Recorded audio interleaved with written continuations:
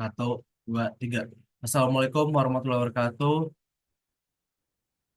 Yang terhormat Waalaikumsalam. Ibu Ibunda Haja Indah Damayanti selaku Ketua Program Studi D3 Teknik Kimia dan yang saya hormati dosen pengampu mata kuliah Korosi yaitu Bu Puji Astuti Ibrahim MSI.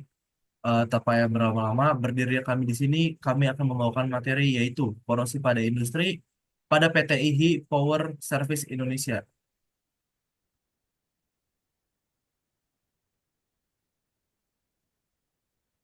Untuk anggota tim sendiri yaitu ada Alfiah dan saya sendiri ada Mendran Firdaus. Berikut adalah hasil wawancara. Nah, untuk isi PPT ini adalah hasil wawancara dan studi literatur. Di mana tempat wawancaranya yaitu di PT IHI Power Service Indonesia dengan narasumber yaitu Bapak Fuad untuk posisi di Quality Control di PT IHI Power Service Indonesia. Alat yang kita wawancara yaitu boiler tipe 100C. Berikut adalah dokumentasi setelah wawancara. Yang akan saya bawakan pada materi hari ini yaitu ada satu, definisi korosi, dua, profil perusahaan, tiga, definisi korosi pada boiler, empat, material boiler, lima, jenis korosi pada boiler, enam, faktor penyebab korosi, tujuh, pengendalian korosi. Berikut untuk materi selanjutnya yaitu akan dibawakan saudari Alfia. Waktu dan tempat saya persilakan. Baik, terima kasih untuk Adam. Di sini mungkin dari materi yang pertama, di mana saya akan menjelaskan dari definisi korosi itu sendiri, di mana korosi merupakan sebuah kerusakan material, khususnya pada logam, secara umum akibat terjadi reaksi dengan lingkungan dan sekitarnya. Korosi juga merupakan penurunan kualitas yang disebabkan oleh reaksi kimia bahan logam dengan unsur-unsur lain yang terdapat di dalam alam. Dua jenis mekanisme utama dari korosi yaitu berdasarkan reaksi kimia secara langsung langsung dan reaksi kimia secara elektrokimia. Korosi dapat terjadi di dalam lingkungan kering maupun di dalam lingkungan basah.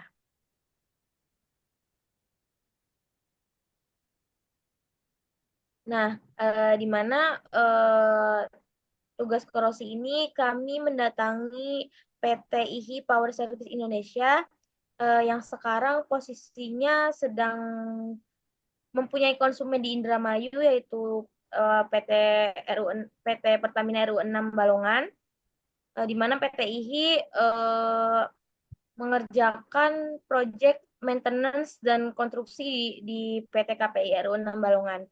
Mungkin saya akan menjelaskan sedikit profil dari PTI sendiri. Nah, PT IHI Power Service Indonesia itu merupakan sebuah perusahaan yang bergerak di bidang manufaktur baja dan bantuan teknis dari perusahaan Emoto Jepang. PT IHI Power Service Indonesia itu didirikan pada 17 Maret pada tahun 1984 oleh Jurong Engineering Limited atau JEL. Perusahaan ini tuh awalnya bernama PT Cilegon Fabrikator. Pada Mei 2022, nama perusahaan resmi berubah menjadi IHI Power Service Indonesia. Nah, perusahaan ini bergerak di industri fabrikasi bagian tekanan boiler dan selalu berusaha menghasilkan produk dengan kualitas standar ASME atau American Society of Mechanical Engineers.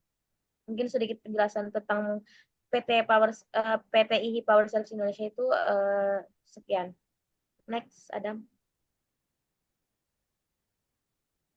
Nah, mungkin sedikit saya jelaskan untuk alat yang kita ambil dalam kemarin wawancara itu boiler, dan kita juga mendapatkan informasi dari narasumbernya juga tentang boiler.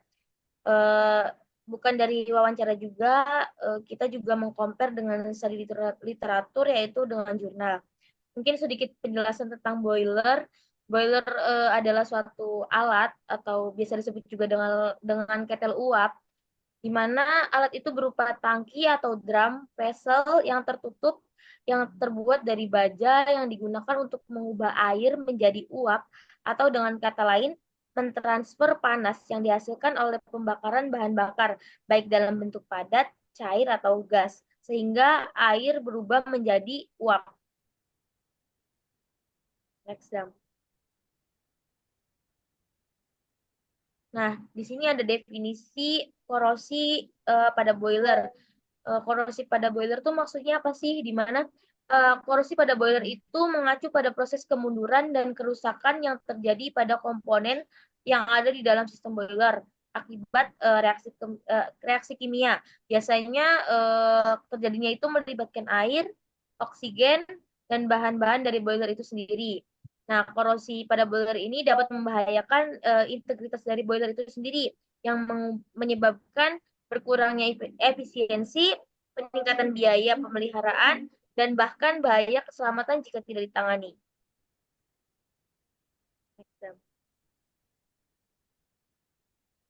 Nah, di sini ada material dari boiler itu sendiri. Kebetulan informasi yang kami dapatkan dari PTIH Power Service Indonesia, dari Bapak Fuad selaku Quality Control di PTIH yang sekarang sedang menangani di PT RU 6 Balongan, itu kita mendapati informasi tentang boiler tipe 101C di Pertamina RU 6 Balongan itu, di mana beliau memberi informasi bahwasanya material pada boiler tipe 101C itu berbahan baja karbon tipe P1, baja karbon tipe P4, dan stainless steel, di mana material-material tersebut itu dibagi lagi. Kayak contohnya stainless steel ini hanya terdapat pada beberapa komponen dalam boiler aja, seperti pada instrumen-instrumennya. Tapi untuk keseluruhan material pada boiler itu umumnya itu menggunakan baja karbon tipe P1 dan P4. Mungkin dari Adam ada yang ingin ditambahkan? Ya, saya akan nambahin dikit. Jadi untuk material boiler ini yang seperti kita tahu pada umumnya para industri atau para perusahaan pasti mengkeep informasi boiler untuk ke umum. Nah, jadi untuk hasil interview atau wawancara sama Bapak Fuad itu hanya dikasih tipe-tipe yang eh, umum saja gitu. Untuk selebihnya itu rahasia perusahaan. Jadi eh, mohon dimaklumi apabila material-materialnya hanya sedikit gitu, karena ya memang rahasia perusahaan. Mungkin itu sih dari saya. Ya, mungkin cukup juga dari saya dan bisa lebih kembalikan lagi ke Adam. Baik, terima kasih Alvia. Di sini saya akan membacakan jenis-jenis korosi yang terjadi pada boiler. Beberapa jenis korosi yang biasanya terjadi pada boiler yaitu ada korosi sumur atau korosi celah dan ada korosi galvanik. Faktor penyebab korosi pada boiler yaitu dari hasil wawancara dan studi literatur ada beberapa faktor yang bisa menyebabkan korosi pada boiler. Di antaranya yaitu ada pemeliharaan yang tidak tepat dan tidak terjadwal. Yang kedua ada umur pemakaian yang seharusnya bisa tahan selama 10 tahun atau 20 tahun itu bisa berkurang lifetime-nya. Bisa jadi cuman 7 tahun atau 17 tahun, pokoknya ada pengurangan. Yang ketiga, adanya reaksi pembakaran. Yang keempat, paparan logam boiler terhadap gas terlarut yang ada dalam air boiler.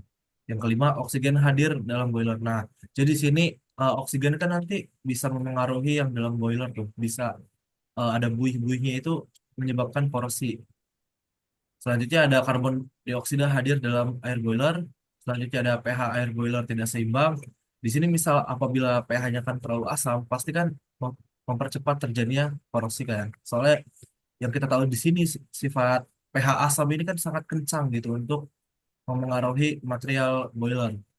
Selanjutnya ada pemeliharaan yang tidak tepat dan tidak terjadwal. Selanjutnya ada paparan logam terhadap gas terlarut yaitu oksigen dan karbon dioksida yang ada dalam air umpan boiler.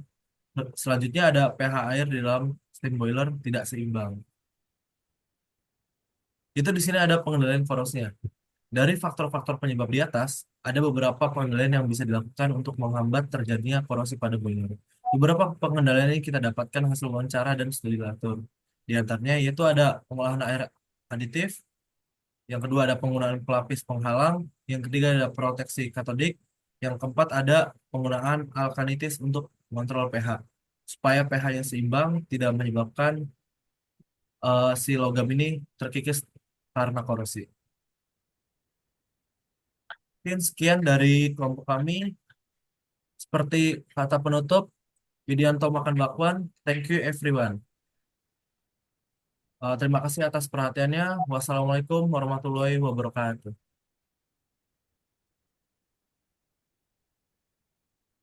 Adam. Ya. Sebenarnya tadi tuh lu